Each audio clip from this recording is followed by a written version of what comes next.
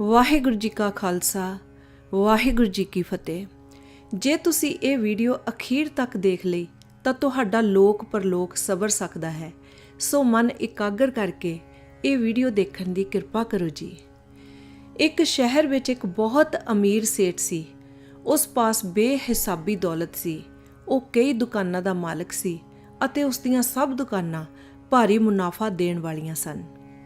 ਇਸ ਸੇਠ ਦੇ 3 ਬੇਟੇ ਸਨ ਅਤੇ ਜਦੋਂ ਇਹ ਬਿਰਧ ਹੋ ਗਿਆ ਤਾਂ ਉਸ ਦੇ ਮਨ ਵਿੱਚ ਖਿਆਲ ਆਇਆ ਕਿ ਉਸ ਨੂੰ ਆਪਣੇ ਇੱਕ ਬੇਟੇ ਨੂੰ ਆਪਣੇ ਸਭ ਵਪਾਰ ਦਾ ਪ੍ਰਬੰਧ ਦੇਣਾ ਚਾਹੀਦਾ ਹੈ।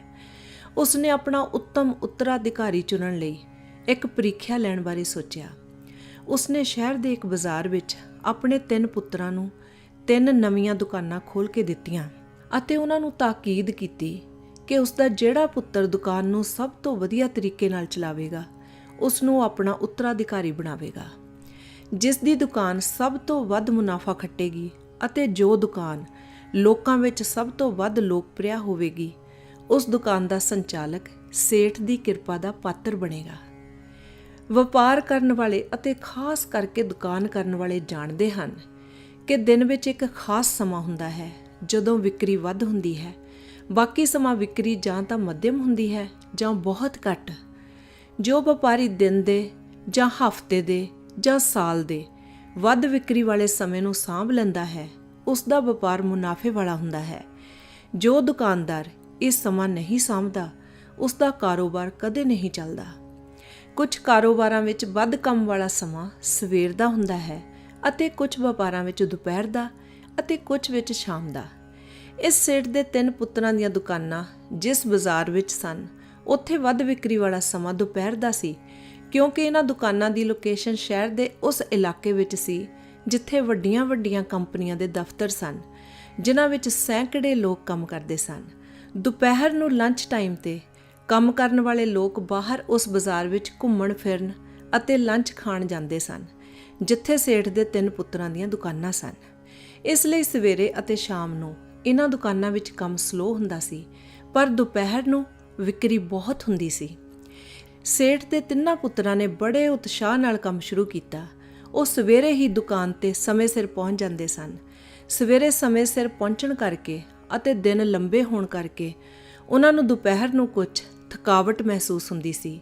ਸੇਠ ਦਾ ਪਹਿਲਾ ਪੁੱਤਰ ਸਵੇਰੇ ਤਾਂ ਐਨ ਸਮੇਂ ਸਿਰ ਪਹੁੰਚ ਜਾਂਦਾ ਸੀ, ਪਰ ਦੁਪਹਿਰ ਨੂੰ ਉਸ ਨੂੰ ਨੀਂਦ ਬੜੀ ਸਤਾਉਂਦੀ ਸੀ, ਜਿਸ ਕਰਕੇ ਉਹ 2 ਘੰਟੇ ਵਾਸਤੇ ਦੁਕਾਨ ਬੰਦ ਕਰਕੇ ਆਰਾਮ ਕਰ ਲੈਂਦਾ ਸੀ। 2 ਘੰਟੇ ਆਰਾਮ ਕਰਕੇ ਉਹ ਦੁਕਾਨ ਤੇ ਬੜਾ ਸਾਵਧਾਨ ਹੋ ਕੇ ਬੈਠ ਜਾਂਦਾ ਸੀ ਅਤੇ ਫਿਰ ਦੇਰ ਰਾਤ ਤੱਕ ਦੁਕਾਨ ਤੇ ਬੈਠਾ ਰਹਿੰਦਾ ਸੀ। ਪਰ ਉਸ ਦੀ ਦੁਕਾਨ ਤੇ ਗਾਹਕ ਬਹੁਤ ਘੱਟ ਆਉਂਦੇ ਸਨ। ਉਹ ਭਾਵੇਂ ਸਵੇਰ ਤੋਂ ਸ਼ਾਮ ਤੱਕ ਦੁਕਾਨ ਤੇ ਬੈਠਦਾ ਸੀ, ਪਰ ਉਸ ਦੀ ਵਿਕਰੀ ਬਹੁਤ ਥੋੜੀ ਹੁੰਦੀ ਸੀ, ਜਿਸ ਕਰਕੇ ਉਸ ਦਾ ਮੁੱਢਲਾ ਖਰਚਾ ਵੀ ਪੂਰਾ ਨਹੀਂ ਸੀ ਹੋ ਰਿਹਾ। ਉਸ ਦੀ ਦੁਕਾਨ ਬਹੁਤ ਘਾਟੇ ਵਿੱਚ ਜਾ ਰਹੀ ਸੀ। ਇਹ ਦੇਖ ਕੇ ਉਹ ਬੜਾ ਪਰੇਸ਼ਾਨ ਰਹਿੰਦਾ ਸੀ ਕਿ ਉਸ ਦਾ ਕੰਮ ਕਿਉਂ ਨਹੀਂ ਚੱਲ ਰਿਹਾ। ਦੂਸਰਾ ਪੁੱਤਰ ਵੀ ਸਵੇਰੇ ਹੀ ਦੁਕਾਨ ਤੇ ਪਹੁੰਚ ਜਾਂਦਾ ਸੀ ਅਤੇ ਦੁਪਹਿਰ ਨੂੰ ਦੁਕਾਨ ਖੋਲ੍ਹ ਕੇ ਵੀ ਰੱਖਦਾ ਸੀ, ਪਰ ਥਕਾਵਟ ਕਰਕੇ ਅਤੇ ਦੁਪਹਿਰ ਨੂੰ ਖੂਬ ਪਰੌਂਠੇ ਵਗੈਰਾ ਖਾਣ ਕਰਕੇ ਉਸ ਨੂੰ ਬੜੀ ਘੂਕੀ ਚੜ੍ਹਦੀ ਸੀ। ਨੀਂਦ ਕਰਕੇ ਉਸ ਨੂੰ ਸੁਸਤੀ ਪਈ ਰਹਿੰਦੀ ਸੀ ਅਤੇ ਉਹ ਦੁਕਾਨ ਖੋਲ੍ਹ ਕੇ ਅੱਧਾ ਸਮਾਂ ਤਾਂ ਸੁੱਤਾ ਹੀ ਰਹਿੰਦਾ ਸੀ। ਜਦੋਂ ਗਾਹਕ ਆਉਂਦੇ ਤਾਂ ਉਸ ਨੂੰ ਸੁੱਤਾ ਦੇਖ ਕੇ ਉਹ ਬੜੇ ਹੈਰਾਨ ਹੁੰਦੇ ਸਨ। ਕਈ ਵਾਰੀ ਜਦੋਂ ਉਹ ਜਾਗਦਾ ਹੁੰਦਾ ਤਾਂ ਸੁਸਤ ਜਿਹਾ ਹੁੰਦਾ ਸੀ। ਗਾਹਕਾਂ ਨੂੰ 2-3 ਵਾਰੀ ਪੁੱਛਣਾ ਪੈਂਦਾ ਸੀ ਤਾਂ ਜਾ ਕੇ ਉਹ ਜਵਾਬ ਦਿੰਦਾ ਸੀ। ਜੋ ਗਾਹਕ ਇੱਕ ਵਾਰੀ ਉਸ ਦੀ ਦੁਕਾਨ ਤੇ ਆਉਂਦਾ ਸੀ ਉਹ ਮੁੜ ਕੇ ਘੱਟ ਵੱਧ ਹੀ ਉਸ ਪਾਸ ਆਉਂਦਾ ਸੀ। ਸੋ ਉਹ ਭਾਵੇਂ ਦੁਪਹਿਰ ਸਮੇਂ ਦੁਕਾਨ ਤਾਂ ਖੁੱਲ੍ਹੀ ਰੱਖਦਾ ਸੀ, ਪਰ ਕਿਉਂਕਿ ਉਹ ਦੁਕਾਨ ਖੋਲ੍ਹ ਕੇ ਜਾਂ ਤਾਂ ਸੁੱਤਾ ਰਹਿੰਦਾ ਸੀ ਜਾਂ ਸੁਸਤ ਰਹਿੰਦਾ ਸੀ, ਇਸ ਕਰਕੇ ਉਸ ਦਾ ਕੰਮ ਜ਼ਿਆਦਾ ਨਹੀਂ ਸੀ ਚੱਲ ਰਿਹਾ। ਉਸ ਦੀ ਦੁਕਾਨ ਇੰਨੀ ਨਹੀਂ ਸੀ ਚੱਲਦੀ ਜਿੰਨੀ ਚੱਲਣੀ ਚਾਹੀਦੀ ਸੀ। ਹੁਣ ਗੱਲ ਕਰਦੇ ਹਾਂ ਸੇਠ ਦੇ ਤੀਸਰੇ ਪੁੱਤਰ ਦੀ। ਇਹ ਪੁੱਤਰ ਬੜਾ ਸਮਝਦਾਰ ਅਤੇ ਚੁਸਤ ਫੁਰਤ ਸੀ। ਉਸਨੇ ਦੁਕਾਨ ਦਾ ਕੰਮ ਸ਼ੁਰੂ ਕਰਨ ਤੋਂ ਪਹਿਲਾਂ 2-3 ਸਿਆਣੇ ਦੁਕਾਨਦਾਰਾਂ ਨੂੰ ਮਿਲ ਕੇ ਉਹਨਾਂ ਪਾਸੋਂ ਦੁਕਾਨ ਦੇ ਕੰਮ ਵਿੱਚ ਸਫਲਤਾ ਹਾਸਲ ਕਰਨ ਲਈ ਗੁਰ ਪੁੱਛੇ। ਸਭ ਦੁਕਾਨਦਾਰਾਂ ਨੇ ਕਿਹਾ ਕਿ ਜਿਹੜਾ ਦੁਕਾਨਦਾਰ ਪੀਕ ਟਾਈਮ ਤੇ ਤਿਆਰ ਤਿਆਰ ਹੋ ਕੇ ਗਾਹਕਾਂ ਦੀਆਂ ਮੰਗਾਂ ਪੂਰੀਆਂ ਕਰਦਾ ਹੈ, ਸਫਲਤਾ ਉਸ ਦੇ ਪੈਰ ਚੁੰਮਦੀ ਹੈ। ਸੇਠ ਦੇ ਤੀਜੇ ਪੁੱਤਰ ਨੇ ਦੇਖ ਲਿਆ ਕਿ ਦੁਕਾਨ ਦੀ ਵਧੇਰੇ ਵਿਕਰੀ ਦੁਪਹਿਰ ਨੂੰ ਹੁੰਦੀ ਹੈ। ਇਸ ਕਰਕੇ ਉਹ ਬੜੀ ਸਾਵਧਾਨੀ ਨਾਲ ਦੁਪਹਿਰ ਦਾ ਸਮਾਂ ਸਫਲ ਕਰਦਾ ਸੀ। ਉਹ ਉਸ ਵੇਲੇ ਆਪਣੇ ਨੌਕਰਾਂ ਸਮੇਤ ਦੁਕਾਨ 'ਤੇ ਪੂਰਾ ਸਾਵਧਾਨ ਹੋ ਕੇ ਗਾਹਕਾਂ ਦੀਆਂ ਲੋੜਾਂ ਪੂਰੀਆਂ ਕਰਦਾ ਸੀ। ਜੋ ਗਾਹਕ ਇੱਕ ਵਾਰੀ ਉਸ ਦੀ ਦੁਕਾਨ 'ਤੇ ਆ ਜਾਂਦਾ ਸੀ, ਉਹ ਬਾਰ-ਬਾਰ ਆਉਂਦਾ ਸੀ ਅਤੇ ਆਪਣੇ ਜਾਣਦਿਆਂ ਨੂੰ ਵੀ ਇਸ ਦੁਕਾਨ ਬਾਰੇ ਦੱਸਦਾ ਸੀ। ਕੁਝ ਹੀ ਸਮੇਂ ਵਿੱਚ ਸੇਠ ਦੇ ਇਸ ਪੁੱਤਰ ਦੀ ਦੁਕਾਨ ਬਹੁਤ ਚੱਲ ਨਿਕਲੀ ਅਤੇ ਸੇਠ ਦੇ ਪੁੱਤਰ ਨੂੰ ਬੇਮਿਸਾਲ ਮੁਨਾਫਾ ਦੇਣ ਲੱਗ ਪਈ। ਸੇਠ ਨੇ ਆਪਣੇ ਤਿੰਨਾਂ ਪੁੱਤਰਾਂ ਦੀਆਂ ਦੁਕਾਨਾਂ ਦੀ ਕਾਰਗੁਜ਼ਾਰੀ ਦੇਖੀ ਅਤੇ ਸੋਚ ਸਮਝ ਕੇ ਆਪਣੇ ਕਾਰੋਬਾਰ ਦੀ ਜ਼ਿੰਮੇਵਾਰੀ ਆਪਣੇ ਤੀਸਰੇ ਪੁੱਤਰ ਨੂੰ ਦੇ ਦਿੱਤੀ। ਬਾਕੀ ਦੇ ਪੁੱਤਰਾਂ ਨੂੰ ਤੀਸਰੇ ਪੁੱਤਰ ਦੇ ਸਹਾਇਕ ਬਣਾ ਕੇ ਉਹ ਆਪ ਨਿਸ਼ਚਿੰਤ ਹੋ ਕੇ ਰਿਟਾਇਰ ਹੋ ਗਿਆ। ਸਮਝਦਾਰ ਦਰਸ਼ਕ ਸਮਝ ਗਏ ਹੋਣਗੇ ਕਿ ਅਸੀਂ ਇਹ ਕਹਾਣੀ ਸੁਣਾ ਕੇ ਗੁਰਮਤ ਦੇ ਕਿਸ ਸਿਧਾਂਤ ਨੂੰ ਉਜਾਗਰ ਕਰਨਾ ਚਾਹੁੰਦੇ ਹਾਂ। ਸਾਨੂੰ ਅਕਾਲ ਪੁਰਖ ਨੇ ਇਸ ਦੁਨੀਆ ਵਿੱਚ ਵਪਾਰ ਕਰਨ ਲਈ ਭੇਜਿਆ ਹੈ, ਸਾਨੂੰ ਸਵਾਸਾਂ ਦੀ ਪੂੰਜੀ ਦਿੱਤੀ ਹੈ ਅਤੇ ਸਾਡਾ ਮਕਸਦ ਹੈ ਕਿ ਨਾਮ ਬਾਣੀ ਰਾਹੀਂ ਪ੍ਰੇਮਾ ਭਗਤੀ ਕਰਕੇ ਆਪਣਾ ਜਨਮ ਸਫਲਾ ਕਰਨਾ ਹੈ। ਇੱਥੋਂ ਖੂਬ ਲਾਭ ਖੱਟ ਕੇ ਦਰਗਾਹ ਜਾਣਾ ਹੈ। ਉੱਦਾਂ ਤਾਂ ਹੁਕਮ ਇਹ ਹੈ ਕਿ ਸਾਰਾ ਦਿਨ ਹੀ ਪਰਮੇਸ਼ਰ ਦਾ ਨਾਮ ਜਪ ਕੇ ਉਸ ਨੂੰ ਯਾਦ ਰੱਖਣਾ ਹੈ, ਪਰ ਰਾਤ ਦਿਨ ਵਿੱਚੋਂ ਇੱਕ ਸਮਾਂ ਐਸਾ ਹੈ ਜਿਸ ਨੂੰ ਸਫਲ ਕੀਤੇ ਬਗੈਰ ਭਗਤੀ ਨਹੀਂ ਹੋ ਸਕਦੀ। ਜਿਹੜਾ ਗੁਰਸਿੱਖ ਇਸ ਸਮੇਂ ਨੂੰ ਸਫਲ ਕਰ ਲੈਂਦਾ ਹੈ, ਉਹ ਮਣਾ ਮੂੰਹੀ ਮੁਨਾਫਾ ਖੱਟ ਲੈਂਦਾ ਹੈ। ਹਾਂਜੀ, ਅਸੀਂ ਗੱਲ ਕਰ ਰਹੇ ਹਾਂ ਅੰਮ੍ਰਿਤ ਵੇਲੇ ਦੀ। ਸੋ 3 ਤਰ੍ਹਾਂ ਦੇ ਸਿੱਖ ਹਨ। ਇੱਕ ਤਾਂ ਉਹ ਹਨ ਜੋ ਅੰਮ੍ਰਿਤ ਵੇਲੇ ਉੱਠਦੇ ਹੀ ਨਹੀਂ, ਉਹ ਸੇਠ ਦੇ ਪਹਿਲੇ ਪੁੱਤਰ ਵਰਗੇ ਹਨ। ਸੇਠ ਦਾ ਪਹਿਲਾ ਪੁੱਤਰ ਪੀਕ ਟਾਈਮ ਤੇ ਆਪਣੀ ਦੁਕਾਨ ਬੰਦ ਰੱਖਦਾ ਸੀ, ਜਿਸ ਕਰਕੇ ਉਸ ਦੀ ਦੁਕਾਨ ਫੇਲ ਹੋ ਗਈ ਸੀ। ਇਸੇ ਤਰ੍ਹਾਂ ਹੀ ਜੋ ਸਿੱਖ ਅੰਮ੍ਰਿਤ ਵੇਲੇ ਸੁੱਤਾ ਰਹਿੰਦਾ ਹੈ ਅਤੇ ਇਸ ਸਮੇਂ ਨਾਮ ਬਾਣੀ ਨਾਲ ਜੁੜ ਕੇ ਲਾਹਾ ਨਹੀਂ ਖੱਟਦਾ, ਉਹ ਤਾਂ ਜ਼ਰੂਰ ਹੀ ਆਪਣਾ ਜਨਮ ਹਾਰ ਜਾਂਦਾ ਹੈ। ਜਿਹੜਾ ਸਿੱਖ ਅੰਮ੍ਰਿਤ ਵੇਲਾ ਨਹੀਂ ਸਾਂਭਦਾ, ਉਹ ਦਿਨ ਵੀ ਨਹੀਂ ਸਾਂਭ ਸਕਦਾ। ਉਹ ਦਿਨੇ ਮਾਇਆ ਦੇ ਧੰਦਿਆਂ ਵਿੱਚ ਫਸਿਆ ਰਹਿੰਦਾ ਹੈ ਅਤੇ ਰਾਤ ਵਿਕਾਰਾਂ ਵਿੱਚ ਫਸਿਆ ਰਹਿੰਦਾ ਹੈ। ਉਸ ਦਾ ਜਨਮ ਸਫਲਾ ਨਹੀਂ ਹੁੰਦਾ ਅਤੇ ਉਹ ਆਪਣਾ ਲੋਕ ਪਰਲੋਕ ਗਵਾ ਲੈਂਦਾ ਹੈ। ਦੂਜੀ ਤਰ੍ਹਾਂ ਦੇ ਸਿੱਖ ਅੰਮ੍ਰਿਤ ਵੇਲੇ ਉੱਠ ਤਾਂ ਜਾਂਦੇ ਹਨ, ਪਰ ਉਹ ਸੇਠ ਦੇ ਦੂਜੇ ਪੁੱਤਰ ਵਾਂਗ ਉੱਠ ਕੇ ਆਲਸੀ ਬਣੇ ਰਹਿੰਦੇ ਹਨ।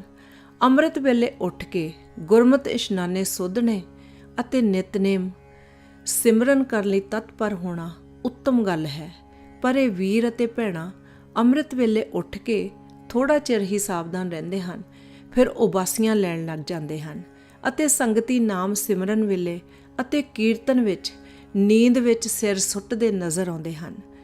ਉਹਨਾਂ ਦੇ ਅੰਮ੍ਰਿਤ ਵੇਲੇ ਉੱਠਣ ਦੇ ਜਜ਼ਬੇ ਨੂੰ ਪ੍ਰਣਾਮ ਹੈ, ਪਰ ਜੇ ਉਹ ਸਾਰਾ ਅੰਮ੍ਰਿਤ ਵੇਲਾ ਸਾਵਧਾਨ ਹੋ ਕੇ ਪ੍ਰਭੂ ਪਿਆਰੇ ਦਾ ਨਾਮ ਸਿਮਰਨ ਕਰਨ ਅਤੇ ਕੀਰਤਨ ਕਰਨ ਤਾਂ ਕਿੰਨਾ ਚੰਗਾ ਹੋਵੇ। ਬਹੁਤੇ ਗੁਰਸਿੱਖ ਜੋ ਅੰਮ੍ਰਿਤ ਵੇਲੇ ਨੀਂਦ ਦੇ ਸਤਾਏ ਰਹਿੰਦੇ ਹਨ, ਉਹ ਮੰਨ ਜਾਂਦੇ ਹਨ ਕਿ ਉਹ ਆਲਸ ਕਰ ਜਾਂਦੇ ਹਨ, ਪਰ ਕਈ ਵੀਰ ਬਹਾਦਰ ਅਜਿਹੇ ਹਨ ਜੋ ਸ਼ਰੇਆਮ ਸੁੱਤੇ ਵੀ ਦਿਸਦੇ ਹਨ, ਪਰ ਜਦੋਂ ਉਹਨਾਂ ਨੂੰ ਕਹੋ ਕਿ ਭਾਈ ਅੰਮ੍ਰਿਤ ਵੇਲੇ ਸਾਵਧਾਨ ਹੋਇਆ ਕਰੋ, ਤਾਂ ਉਹ ਮੰਨਦੇ ਹੀ ਨਹੀਂ ਅਤੇ ਅੱਗੋਂ ਕਹਿੰਦੇ ਹਨ ਕਿ ਅਸੀਂ ਤਾਂ ਕਦੇ ਵੀ ਅੰਮ੍ਰਿਤ ਵੇਲੇ ਨਹੀਂ ਸੌਂਦੇ। ਇੱਕ ਹੋਰ ਸ਼੍ਰੇਣੀ ਦੇ ਵੀਰ ਬਹਾਦਰ ਅੱਗੋਂ ਜਵਾਬ ਦਿੰਦੇ ਹਨ ਕਿ ਉਹ ਸੁੱਤੇ ਨਹੀਂ ਸਨ, ਬਲਕਿ ਉਹ ਤਾਂ ਧਿਆਨ ਵਿੱਚ ਬੈਠੇ ਸਨ। ਪਤਾ ਨਹੀਂ ਸਿਰ ਸੁੱਟ ਕੇ ਉਹ ਕੈਸਾ ਧਿਆਨ ਲਾਉਂਦੇ ਹਨ। ਖੈਰ, ਜੋ ਗੁਰਸਿੱਖ ਅੰਮ੍ਰਿਤ ਵੇਲੇ ਉੱਦਮ ਧਾਰ ਕੇ ਉੱਠ ਜਾਂਦੇ ਹਨ, ਪਰ ਸਾਰਾ ਅੰਮ੍ਰਿਤ ਵੇਲਾ ਸਾਵਧਾਨ ਨਹੀਂ ਰਹਿੰਦੇ, ਉਹ ਸੇਠ ਦੇ ਦੂਜੇ ਪੁੱਤਰ ਵਰਗੇ ਹੁੰਦੇ ਹਨ। ਉਹ ਮਾੜਾ ਮੋਟਾ ਲਾਹਾ ਖੱਟ ਲੈਂਦੇ ਹਨ, ਪਰ ਬਹੁਤ ਸਾਰਾ ਲਾਹਾ ਆਲਸ ਦੇ ਵਸ ਪੈ ਕੇ ਗਵਾ ਲੈਂਦੇ ਹਨ। ਜੇ ਸੇਠ ਦੇ ਦੂਜੇ ਪੁੱਤਰ ਵਰਗੇ ਇਹ ਵੀਰ ਭੈਣਾਂ ਅੱਜ ਤੋਂ ਅੰਮ੍ਰਿਤ ਵੇਲੇ ਸਾਵਧਾਨ ਰਹਿਣ ਦਾ ਪ੍ਰਣ ਕਰ ਲੈਣ, ਤਾਂ ਅਸੀਂ ਉਹਨਾਂ ਦੇ ਪੈਰ ਧੋ ਕੇ ਪੀਆ ਕਰੀਏ।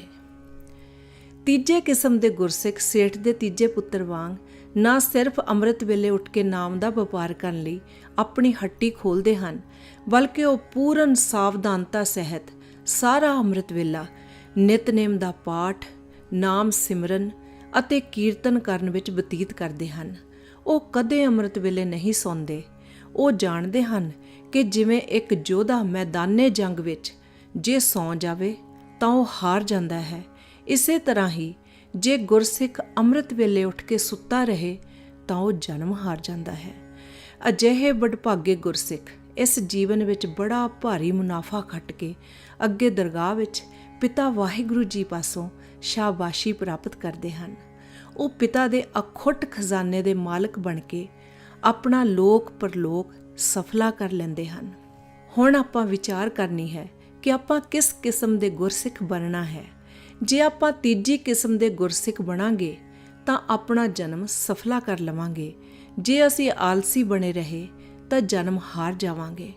ਗੁਰੂ ਸਾਹਿਬ ਜੀ ਕਿਰਪਾ ਕਰਨ, ਸਭ ਗੁਰਸਿੱਖ ਅੰਮ੍ਰਿਤ ਵੇਲੇ ਦੀ ਸੇਵਾ ਸੰਭਾਲ ਪੂਰਨ ਸਾਵਧਾਨਤਾ ਸਹਿਤ ਕਰਨ, ਕਦੇ ਨੀਂਦ ਜਾਂ ਆਲਸ ਨੂੰ ਲਾਗੇ ਨਾ ਆਉਣ ਦੇਣ, ਇੱਕ ਉਬਾਸੀ ਤੱਕ ਵੀ ਬਰਦਾਸ਼ਤ ਨਾ ਕਰਨ। ਵਾਹਿਗੁਰੂ ਜੀ ਕਾ ਖਾਲਸਾ, ਵਾਹਿਗੁਰੂ ਜੀ ਕੀ ਫਤਿਹ।